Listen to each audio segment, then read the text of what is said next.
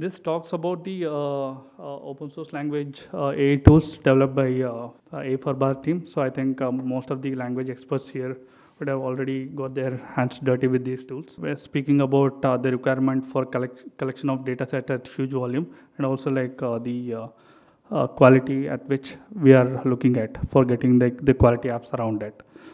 So again, like it becomes a cycle, right? So once we have the annotated data or the reviewed data, so those can be fed back to the models to improve the quality of the output. So what are the qualities of a good data collection ecosystem? That's first thing. It should be like there should be an easier way to contribute. So I think most of the companies, like until a year back, like they were still relying on Google Doc or various other traditional ways to collect it. But there was not like a single shop for having all kind of like a data set curation process. And the other thing, it should be easier to collaborate. And we needed a streamlined review process. This should be like chained along with the annotation process. So this is very critical. And we need other additional features like transliteration, which we just saw. So those would improvise the time taken for generating the output by the language experts. We are pretty much familiar with the issues the contributors have. So some of them were like too manual and time consuming, and if we have like a dedicated team, like we don't have like a performance tracking kind of information. So all these things would be taken care in the tools that we are building currently. So that's where like Shunya and Chitlak are coming into picture. So I think Pratyush mentioned in the morning that we have released the stable version of Shunya today. So it's like an open source platform for annotation and the review for various kind of tasks for generating various type of dataset types. So just quickly, there's some screenshots how it looks. So I think this was shown up in one of the videos in the morning. So I'll probably quickly skip that one. What Shunya offers, so I think one was like the AI support. So there's like a machine generated output for translation, so that like it acts as like a reference. So all the translators need to do is like make few minor changes, so it becomes easier to submit the final output. And there's a cleaner workflow for at every level, from all the way from annotation review to exporting the data sets in the ULCA format. And it's kind of like a single platform for all kind of annotation projects. Yeah, so to answer your question, I think this being integrated now. So it's standalone as of now, but we'll integrate with the editing window. That's part of Shunya now.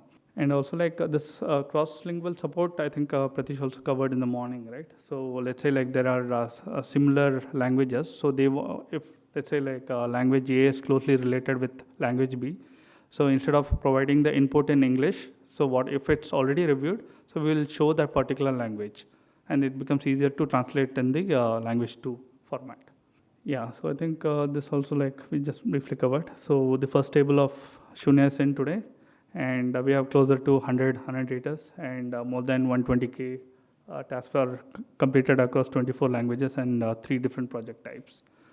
And there's also reporting enabled at every level: user, project, workspace, and organization. And there's a public version of it. So currently, like whatever metrics you see there, that's like the internal one for A for Bharat. So we have created a separate instance for the open source.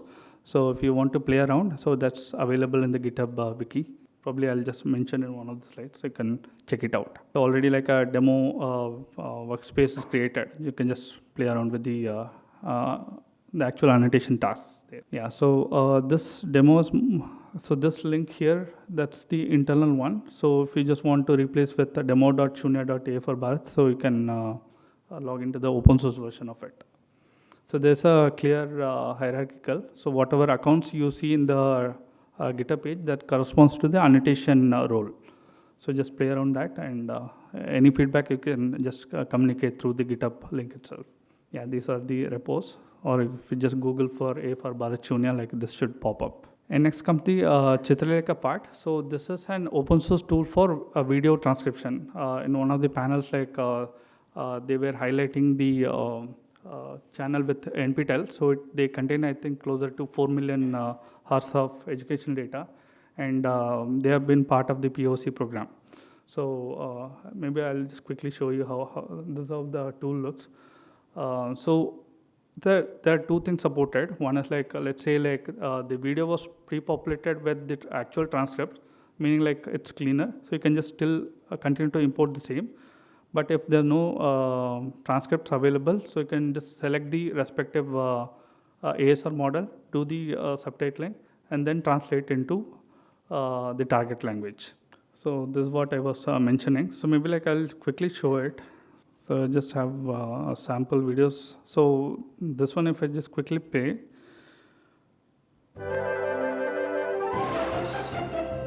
So this one is from TikTok Learn. They generate all the kids content, and if you see here, there's no subtitles uploaded as part of this video. So we'll just take this as a reference for this one now. So I can just paste this URL and I can just do a fetch video.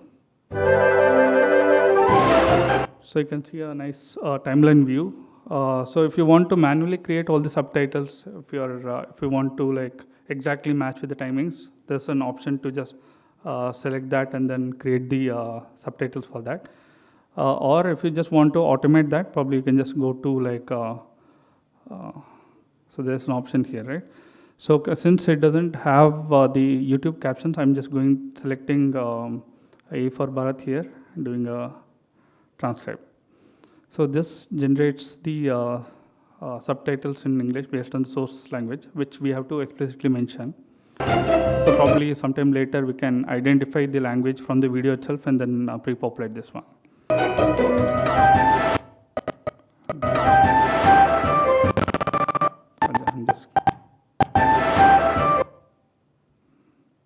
Okay, I'll just play it here. In this video, we will learn about how.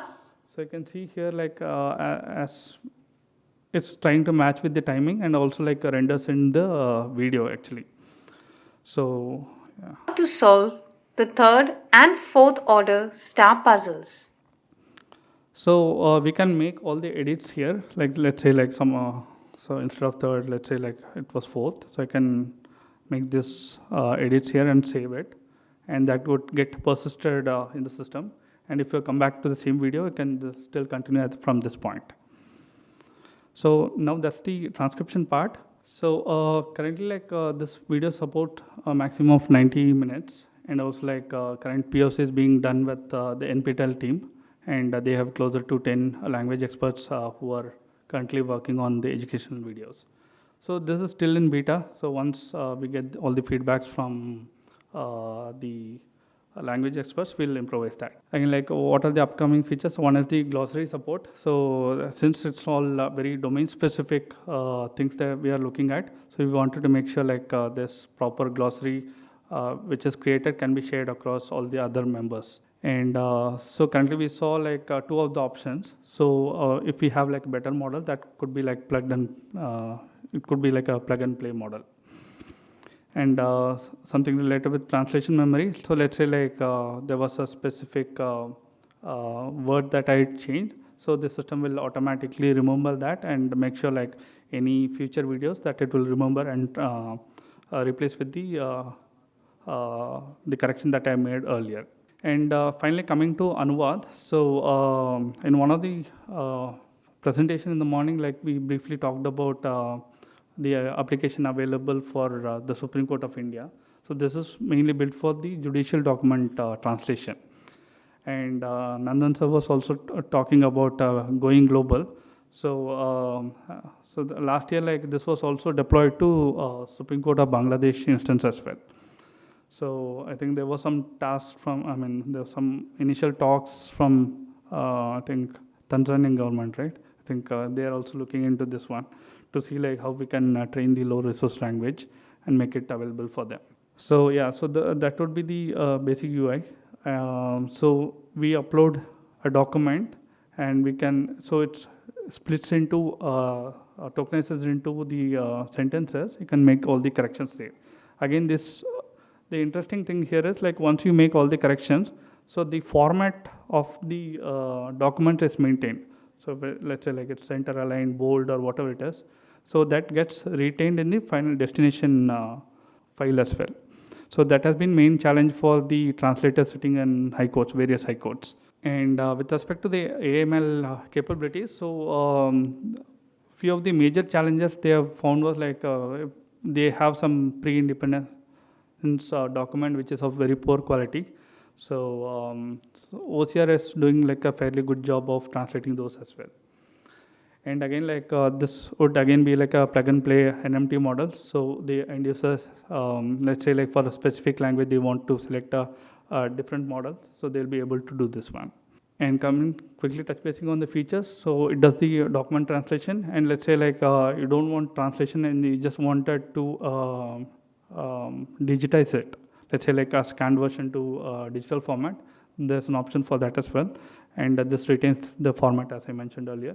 And there's a glossary support as well, because like since it's very domain specific, so some of the glossary have to be shared across various high courts which share the same language. So this the high court folks have found it very useful. And again, like plug and play NMT model, which we already talked about. And so just let's say like there are various model integrated. If you want to quickly check the quality of it before making a selection, there's an instant translation option as well. And also like as I mentioned, some of the scanned copies they have like a fairly poor angle of scanning. So the OCR models take care of tilt correction as well. So these are some of the visuals for the features that we just saw. And again, like it supports 12 languages. That's to be highlighted. So these are some of the visuals of the tool. So we kept it fairly simple, because like the network there seems to be pretty not up to the mark. So that's why like all the UI and other things were purposefully kept very simple. And again, all the open source details have been mentioned here. So it's again licensed under MIT, and there's a wiki around it if you want to play around. Cool. Yeah. So I think I just took extra 10 minutes. I think that's fine. Thank you all.